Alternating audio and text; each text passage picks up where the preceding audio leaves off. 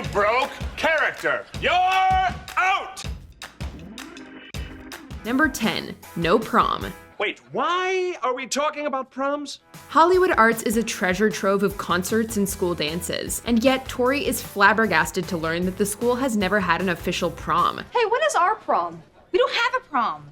What? But is that actually true? In the pilot episode, Rex mentions, in his usual rude manner, that Kat did attend a prom, and that she didn't get a date for it. You guys, it's like Woods really wants everybody back in class. And you really wanted a date to the prom last year, but you didn't get one, did you? So wait, does that mean that the school did have a prom and then just stopped? Or did Kat go to prom at another school before coming to Hollywood Arts? It's never explained and just leaves us confused, but at least we can say that the school has a prom now. Or prom, as the case may be. Yeah, Prom, you're a genius. Now get on with it. I had a burrito for lunch. Number 9, was any of this safe? I thought it was just a game show. I'm so sorry, you guys. The Hollywood Arts gang gets a chance to compete on the new game show Brain Squeezers, but is it really worth it? And for Robbie, that's Uh-oh, so wouldn't let me... Throughout the whole show, the kids are humiliated and subjected to painful doinks, most of which could have possibly caused permanent and or fatal damage to any of the players. How did this show get greenlit in the first place? We're pretty certain that deliberately injuring the contestants like this isn't safe or illegal, slapstick or not. What kind of spider likes to eat dead, rotting flesh? Easy. It's the northern spectrum. To top it all off, even though Tori's team won, she doesn't get the money due to an unfair bonus challenge, which makes the whole ordeal pointless and just plain cruel. And no money for anyone. Tune in next time for Brain Squeezers! Number 8, stuck at Noou. Tori and Robbie find themselves in a terrible jam during their lunch at Noou. Hey! Why are you still here? We kind of forgot to bring money, so would it be okay if... They have no money, and there's seemingly no way to contact anyone to help them out. Does this phone even work? Well, it could. You don't have phone service? They want $45 a month. I'm not paying that. However, at one point we see Tori tweet out an SOS on the restaurant's computer. So why didn't she just use the computer to get in contact with their friends? Or better yet, why didn't they try to use the restaurant's phones, if they have any, to call for help? The two could have easily saved themselves a lot of trouble and avoided having to chop that much squid if only they had the foresight to use what resources they had. Chop, chop, chop the squid. Chop, chop, chop the squid. Chop, chop, chop the squid. Disappoint my father.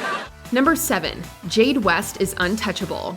Let's be honest, as much as we love Jade, she isn't always the nicest person. She's done some pretty nasty things throughout the show, especially to Tori. I wonder who would have sent me phone. Oh, Tori, those are bush daisies! What's up? I am way allergic to bush daisies. Like, if I get anywhere near them, my whole face starts swelling up and I start sweating and shaking. Well, who would have sent you bush daisies? I don't know. Or maybe I do. These misdeeds include, but are not limited to, humiliating Tori in front of the class, identity theft, sabotage, fear-mongering, and even attempting to get rid of her. Weird. My phone's not getting any signal. See? No signal. Oh. Yeah, we're about to drive through Shadow Creek Park. There's not much signal up here.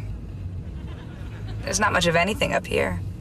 What really puzzles us is that Jade hardly, if ever, faces any repercussions for her actions. In fact, most folks seem to brush off her heinous acts. Are people really so scared of her that they'll let her get away with whatever she wants, even at someone else's expense? Hey! Where's Tori and Andre? Have any of you seen Tori and Andre? Fortunately, Tori is brave enough to try and stand up to her frenemy, usually. Hey! Leave her alone. What are you gonna do if I don't? Oh, I might just go online to the Slap and unfriend you. Number 6, Andre Harris's unfair grade. Andre is feeling the holiday blues when his teacher gives him a D for his Christmas song. A D? I've always gotten A's in music. How does a person go from an A to a D? Happened to me in 8th grade. Why did Andre get such a low grade? The only explanation given is that the tune deserved the D, and that's about it. Not only is the explanation just lazy, but it also didn't even answer the question properly. You're the teacher, and I respect your decision. Thank you. What is the matter with you? I'm sorry. Anthony, wait. I let my emotions get the best of me. Did the teacher really not like the song, or was he just being a Scrooge? We're going with the latter since we later see that the actual song is a catchy, festive, swinging tune that could instantly be a classic. But all of it means nothing without you. Thankfully, Andre's grade is changed to an A in the end, but you really have to question this teacher's priorities. Number 5. One crazy scheme. Tori learns the shocking truth about her friend's ping pong team. There's no real ping pong team. Ah! Then what's this all about? It's actually a cover-up to earn some money to buy a fake trophy for the school to save their principal's job, while they spend the rest on a fancy, expensive dinner. At first, we thought Jade's idea was crazy. But after we exchanged some looks, We started to think it might be a pretty cool idea.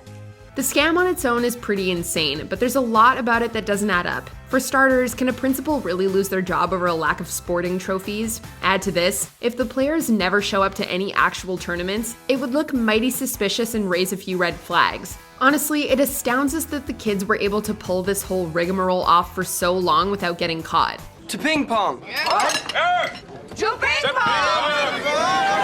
Number 4. Keshas Contest. Desperate to win the Kesha ice cream contest, Tori and the gang end up buying tons of ice cream pints in search of the remaining letters, with little success. all we need is an S and an H.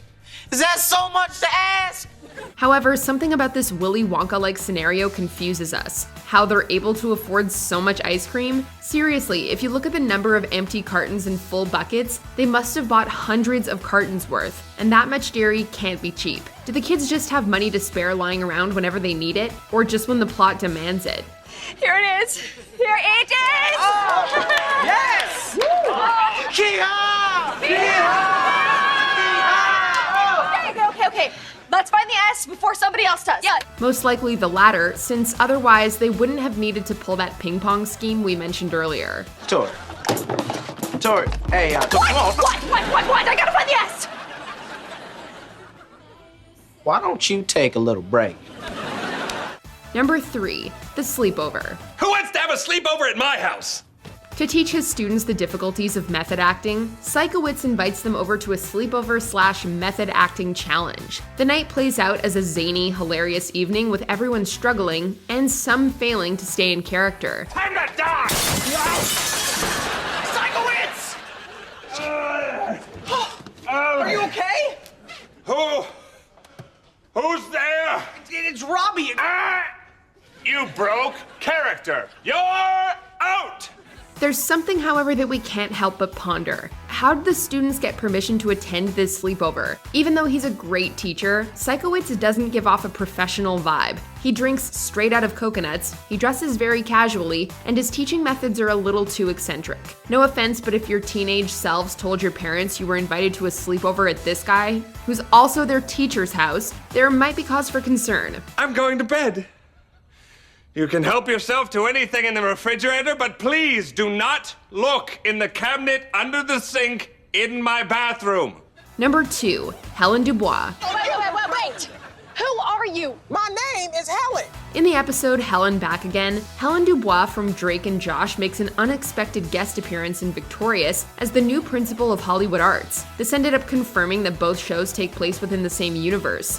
Or do they? Not only is Helen never seen or mentioned again after this episode, but in the very next one, Who Did It to Trina, the kids talk about Drake and Josh as a TV show. Wait, what? Cat! Buddy. That didn't happen to Tori and Trina. No?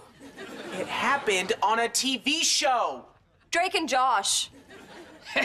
That show was classic. So hang on, how can Helen be both a real person and a TV show character at the same time? There's a hole in the series continuity that you can drive a truck through, and it still drives fans nuts. You're right. Number 1. Trina Vega's the untalented one. How did your sister get into the school? I don't know. I guess she just auditioned and got in. But she's untalented. Kat, that's mean. And true. How did she get in?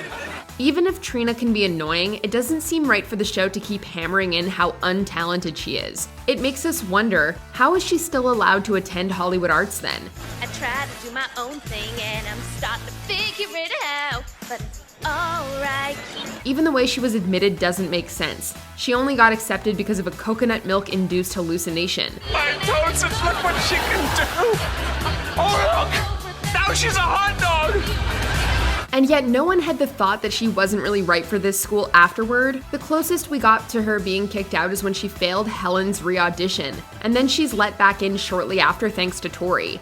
Get to stay in Hollywood Arts! It's confusing and feels more like they only keep Trina around just to keep reminding us how untalented she is, which seems just plain cruel. Did you enjoy this video? Check out these other clips from MsMojo and be sure to subscribe and ring the bell to be notified about our latest videos.